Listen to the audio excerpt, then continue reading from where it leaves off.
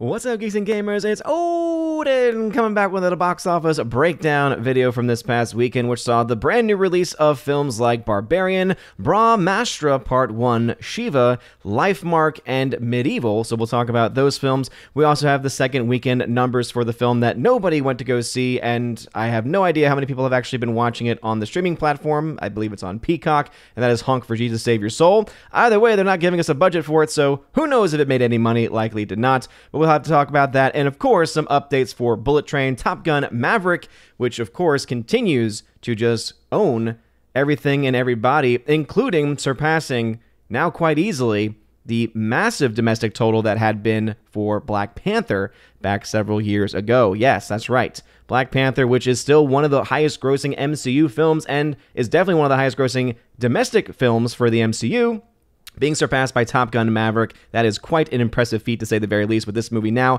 at $705 million in week 16, still in the top 5 after week 16, and still making over $3 million for the weekend, still at over 3,000 screens. So Barbarian came in at number 1. This is not really all that much of a surprise. It's a brand new horror film, and so people are clearly going to want to go see that over other things. So this film brought in $10 million, coming out at over 2,300 screens. Brahmastra Part 1, Shiva, made $4.4 million. This apparently is one of the most expensive films made in India.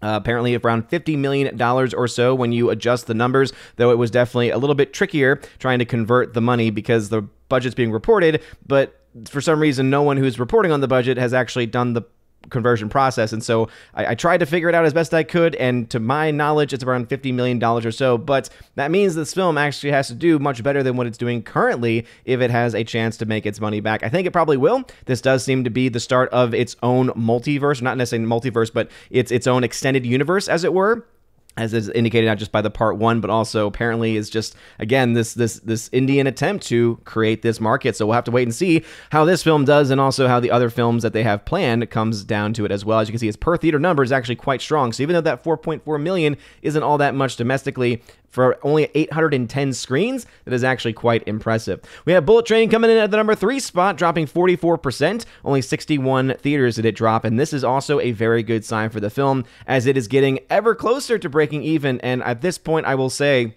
Bullet Train will break even. It will, based on the numbers, based on the drops we're seeing domestically. No competition still until mid-October, really, and the fact that it's still doing enough money here domestically overseas means that this movie is going to be able to make up the very little it has left to break even and make some money, and that makes me happy because it is a darn good film. An even better film, Top Gun Maverick, as I said, still in the top 5 here, $3.1 million.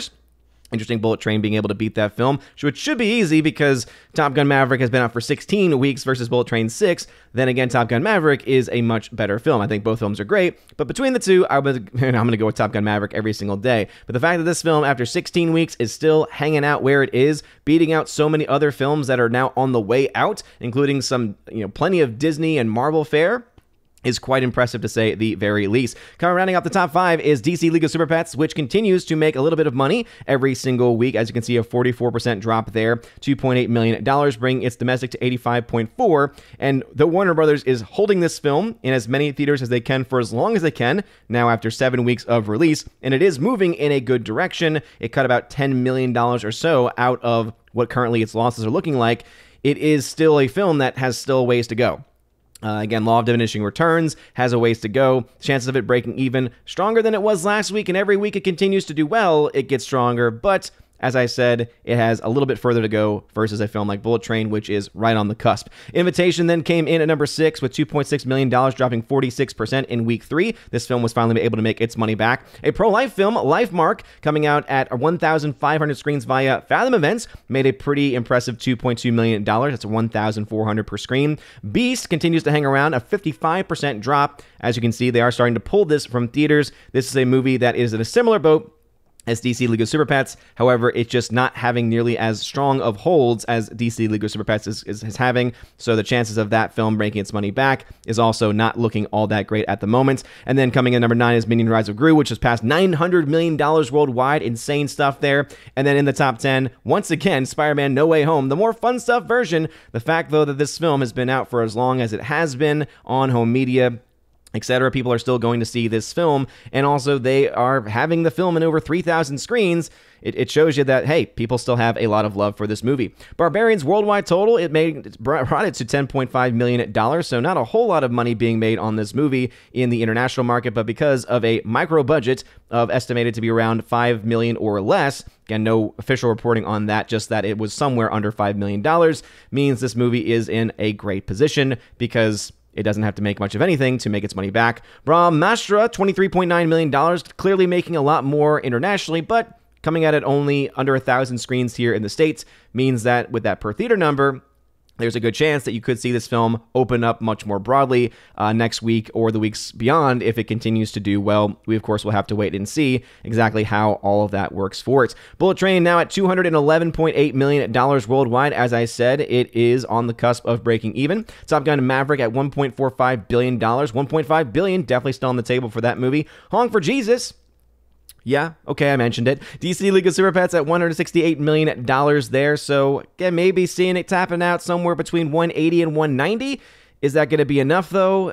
Again, it's going to be interesting to see just exactly where this film ends before they decide to pull it and just put it onto HBO Max for people's viewing pleasure. The Invitation, $25.1 million, so even films that apparently are very bad adaptations of Dracula can still bring in some money. Would have been interesting to see the October money for this film. Life Mark, a pro-life movie. Very interesting times for a movie like this to be coming out, to say the very least.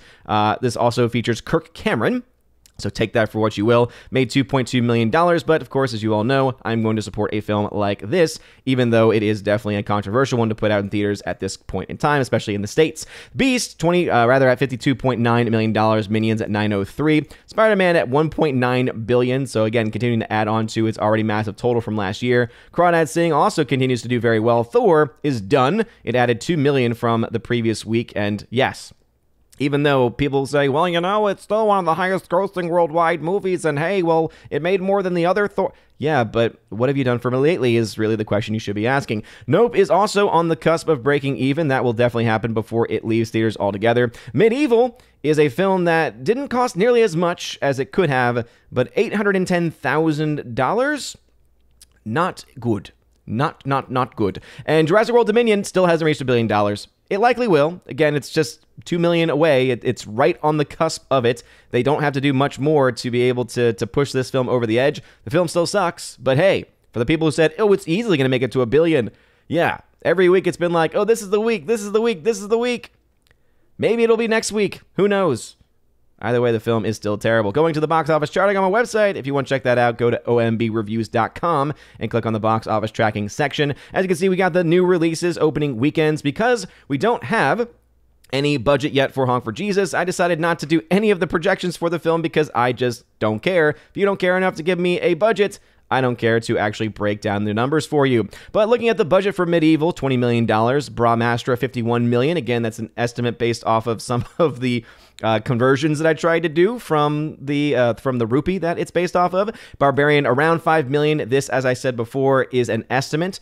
So this is one where if you see one of the other charts I have, there's a strike through it, which indicates that this is not an official budget, but likely $5 million or less. But as you can see right now, because of where things are, Medieval needs to make $50 million, whereas Brahmastra needs to make $127.5 million worldwide. Barbarian, $12.5 million in order to break even. So right now you can see Barbarian is on the cusp of that. Will definitely break even by next weekend. Brahmastra, $62.1 million in the red. So its per theater count is good. And so if it's able to open up and expand and do expansions also in other countries and continue to do well there, then I think that this will definitely be something it can overcome. Similar to what we saw with Nope, for instance, even though I think that this film is likely to do a little bit better than Nope in certain respects and in certain markets. It's similar to the fact that when Nope came out, it only had certain markets available to it, and as it continued to be out in release, and as it continued to have further international releases, it's been able to make up a lot of the ground. One of the other differences, too, is that there's a lot of positive buzz surrounding this movie versus Nope, which had very mixed buzz, and I think that's the best that I can really say about it in the end.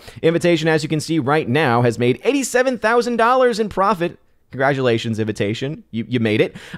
Still, no real extra numbers for 3,000 Years of Longing because it came very quickly and it's gone. Again, didn't really even show up on the charts that was easy enough for me to see, so probably an extra million or two at best is where this movie is right now. As I mentioned with Beast, it's still 22.2 million in the red, even with the holds that are not all that terrible. But because the holds aren't amazing, it's looking like this film will probably end up being in the red zone. Fall has been able to make $1.2 million in profit, though the film did make a lot and didn't cost a lot. Makes a lot of sense. Bullet Train, as I said, $7.8 million in the red. That's the reason why I think that it's going to definitely break even when you're that close and you're still having pretty strong holds and you're still making, multiple millions of dollars in a weekend. And you're doing that not just domestically, but internationally. I think there's enough there. There's enough positive buzz around this movie where it's going to be able to, again, make up that $7.8 million. Easter Sunday, who cares? DC League of Super Pets, $34 million away, as I said, even though it's doubled what it made in the first 2 weeks, which is a very good sign. Its leg has been very good. Did not make a lot of money, though, in its opening weekend, and so because of that, it still has a bit to go. Nope is only $2.7 million away from its own break-even point, or rather, it's only $2.7 million in the red, and that's the reason why I think Nope will probably reach that point, if not by the end of next weekend, then by the following weekend, or at the very least by the end of its run. And as you can see, where the Crawdad saying also continues to have one of the most impressive runs of the year. Compared to its first 2 weeks, 35% is what the first 2 weeks account for in its total. So this film has just continued to stick around. Did not know really a whole lot about it. My original average projection for the film was to make $7.6 million, and it ended up making over $37.3 million in actual net gain profits. As I said, pretty much done for Thor: Love and Thunder. It's not going to get anywhere close to the $100 million net gain, net profit margin. I know some people have said that their numbers indicate that it hasn't made its money back, but I think being generous with it, I think, keeping in mind that we don't have access to a lot of the extra numbers behind the scenes, like what kind of money are they getting from any sponsorship deals, or what kind of money are they getting from product placements, all that kind of stuff. I think $75 million is definitely a fair assessment of where this movie is, and it's still one of the lowest grossing, even net gains in the entire history of the MCU, as many of those films that have previously come out were able to cross $100 million at the very least in net gain profits. Jurassic World Dominion still sucks, still made profit, still not at $1 billion, as I said. And Top Gun Maverick, $617 million in net profit. What else can I say about that? It is phenomenal, and it has indeed beaten Black Panther, which I think is just a phenomenal thing to see. Since I like to do things on the fly sometimes, because hey, that's just the way that we work here.